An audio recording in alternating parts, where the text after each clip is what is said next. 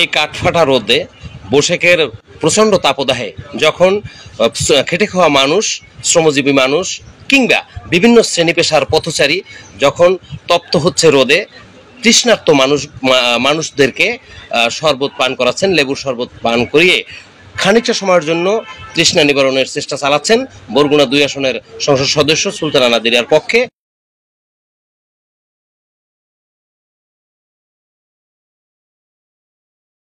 কাঠফাটা রোদে যখন মানুষ তৃষ্ণার্ত, প্রচন্ড তাপদাহ চলছে, তখন এই মুহূর্তে মানুষের পাশে দাঁড়িয়েছেন বরগুনা 2 আসনের সংসদ সদস্য সুলতানা নাদিরা।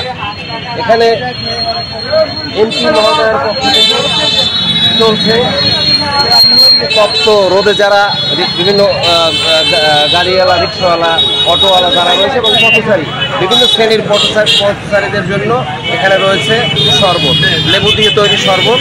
বরগুনা 2 আসনের সংসদ সদস্য সুলতানা নাদিরার পক্ষ থেকে শরবত বিতরণ করা হচ্ছে। সকল মানুষ, খেটে খাওয়া মানুষ তৃপ্ত হচ্ছে এই খাবার পানীয় পেয়ে। অমল তালুকদার, বাংলা 52 নিউজ, পাথরঘাটা, বরগুনা।